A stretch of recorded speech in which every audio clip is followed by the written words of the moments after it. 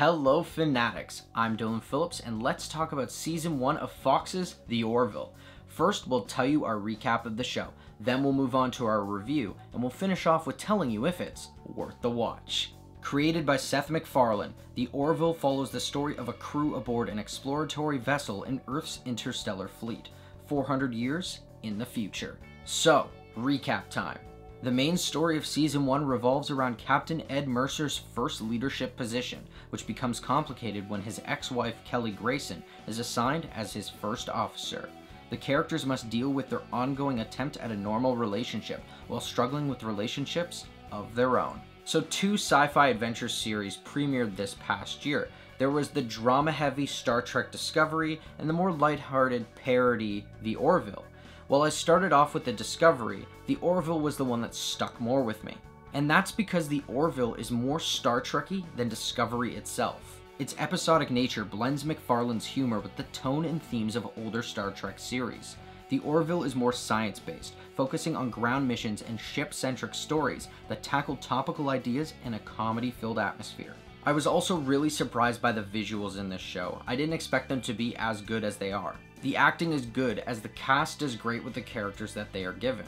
While some of the jokes do fall flat, I was surprised at how many actually hit their mark. The best characters this season are Ed, Kelly, Gordon, Isaac, and Alara.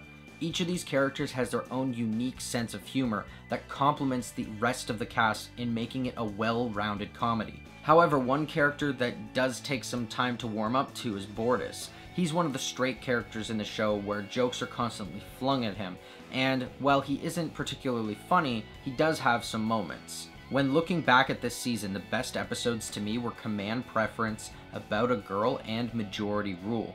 Command Preference sees Mercer and Grayson relive their marriage as they're forced to live in a zoo together. About a Girl has the crew tackle the moral dilemma of a sexual reassignment of a baby. And Majority Rule sees the crew travel to a society that's run by this social media voting system. These episodes tackle topical moral themes, while developing the characters into strong, flawed people.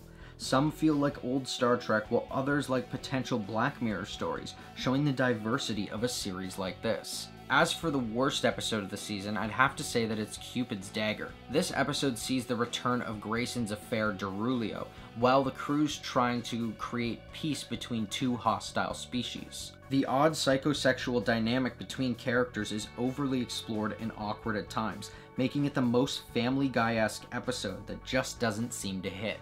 So, with the thoughts heard, here's our final word.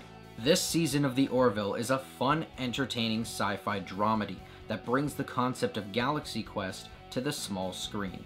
With great characters, lots of comedy, memorable stories, and amazing visuals, this series feels more like Star Trek than the real show does. From the topical themes to the obscene humor, this show had me invested with each new episode, so I'm gonna say it's definitely worth the watch. Beam me up to Season 2.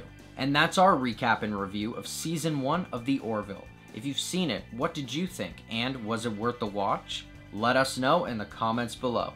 I'm Dylan Phillips, and as always, thanks for watching. If you liked this video and you want to see more, hit that like button and subscribe to our channel. Check out our latest Fanatic 5 video where we discuss the top Daniel Day-Lewis roles.